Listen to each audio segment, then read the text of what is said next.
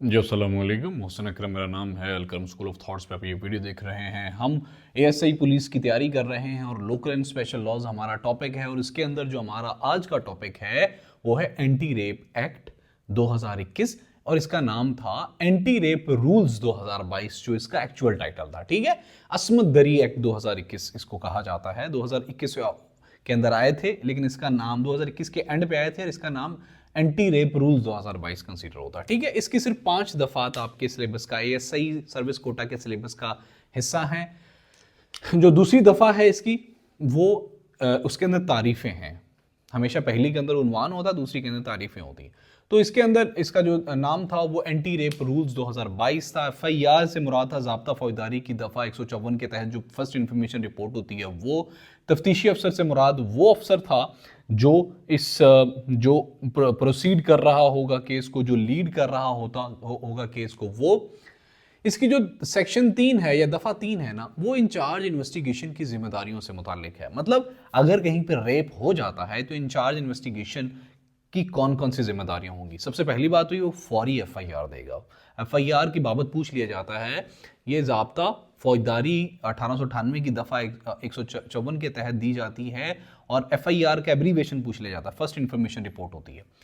सबसे पहली बात तो ये है कि इंचार्ज इन्वेस्टिगेशन सबसे पहले एफआईआर देगा, फिर वो तफ्तीश स्टार्ट करेगा रिटर्न फॉर्म में, फिर वो इस्तगासा और फरांजिक के माबैन राब्ते को मेंटेन रखेगा और खातून पुलिस ऑफिसर को वो अपॉइंट करेगा फॉर द फर्दर प्रोसीडिंग्स, और मुतासरा के लिए हो जितनी हो सकता है आसानी पैदा करेगा जो विक्टिम होगा उसके लिए।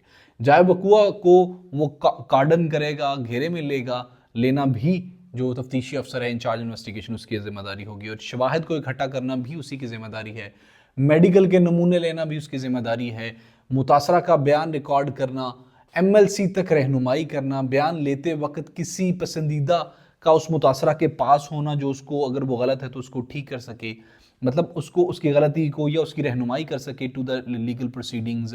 रिकॉर्ड शुदा बयानात को हतमी शक्ल देने से पहले मुतासरा को दोबारा पढ़ के सुनाना भी, it is also one of the responsibilities of investigation incharge. छठा जो इसका सेक्शन है, दूसरा, तीसरा, छठा, सातवां और आठवां, सिर्फ 5 सेक्शन ही आपके सिलेबस का हिस्सा है।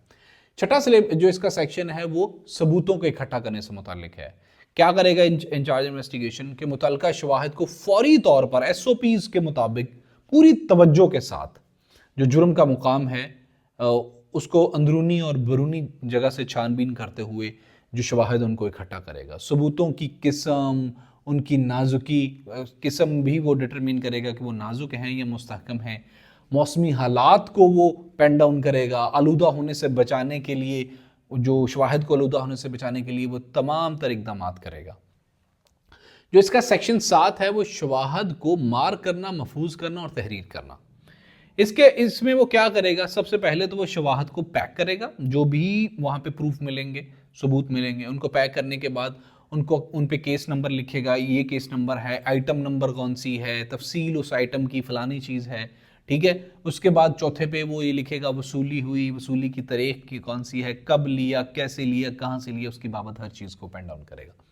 जो इसका 8वां सेक्शन है वो चेन ऑफ कस्टडी से मुताल्लिक है। जो तफ्तीशी अफसर है ना, वो उस समेत तमाम तर अफराद जो शवाहिद को इकट्ठा कर रहे थे, वो फ्रांसिक से थे, वो कहीं भी थे, वो शवाहिद को जमा करने, मुंतकिल करने, जांचने या किसी भी तरीके से सबूत के अमल में मुलव्वस होंगे, वो सबूत के लिए एक महफूज सिलसिला को बरकरार रखेंगे, मतलब चेन ऑफ कस्टडी को बरकरार रखेंगे। ये कि हर सबूत पर तफ्तीशी अफसर का नाम, उसकी शरत कौन सी है, कोई गैर मामूली अगर निशान है उसको, शवाहिद की फहरिस्त, तब्दीलियों को, हर किस्म की हर चीज़ को उस सबूत की बाबत, उस प्रूफ की बाबत नोट किया जाएगा और उसकी एक पूरी चेन ऑफ कस्टडी, उसकी पूरी एक फहरिस्त मेंटेन की जाएगी। सिर्फ ये 5 दफ़ात ही हैं, मजीद बाहर जाने की ज़रूरत नहीं है, बस इनको दोबारा देख लें, इंशाअल्लाह अज़ीज़ ये वाला पोर्शन क्लियर हो जाएगा।